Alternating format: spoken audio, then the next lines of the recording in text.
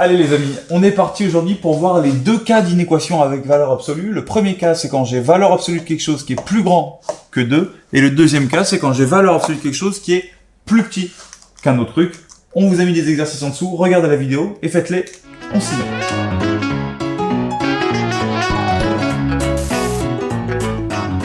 Retenez bien que pour régler une inéquation avec valeur absolue, il y a deux cas. Le premier, c'est quand j'ai plus grand que. Le deuxième, c'est quand j'ai plus petit que. Quand vous avez valeur absolue de quelque chose qui est plus grand que 2, le cours vous dit que ça vous donne deux solutions possibles. Soit ce que j'ai à l'intérieur, ça va être plus grand que 2 en enlevant la valeur absolue. Soit ce que j'ai à l'intérieur va être plus petit que moins 2. Ça s'affiche là pour le noter sur votre fiche. Donc, si j'ai valeur absolue de 2x plus 3 qui est plus grand que 2, ça veut dire soit 2x plus 3 est plus grand que 2, soit 2x plus 3 est plus petit que moins 2. Vous voyez, plus grand que 2, je le remets, plus petit que moins 2, j'oppose et le signe et l'inégalité. J'ai transformé une équation en valeur absolue qui était très compliquée en deux petites inéquations simples que vous savez résoudre parce que vous l'avez vu dans la compétence juste avant.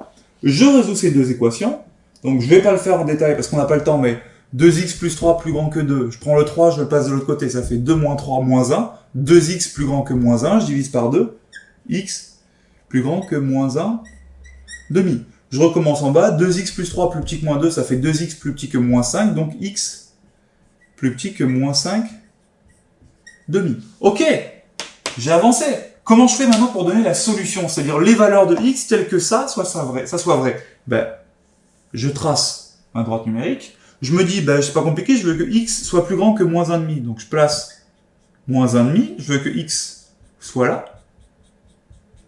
Ou alors je veux que x soit plus petit que moins 5,5. Donc je place mon moins 5,5 à peu près.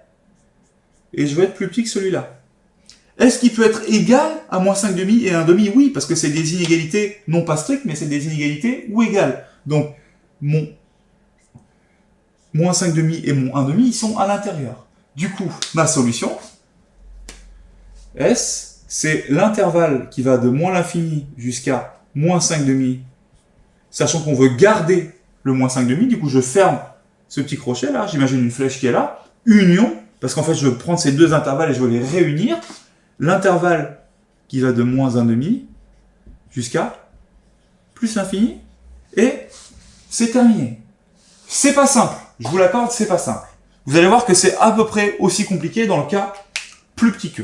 Dans le cas où on a valeur absolue de quelque chose qui est plus petit que 5, on va gérer ce cas en disant que quand valeur absolue de quelque chose est plus petit que 5, ça veut dire que ce quelque chose, en l'occurrence chez nous, moins 3x plus 1, il est compris entre moins 5 et 5. Si valeur absolue de 3x plus 1 est plus petit que 5, ça veut dire que moins 3x plus 1 est compris entre moins 5 et 5.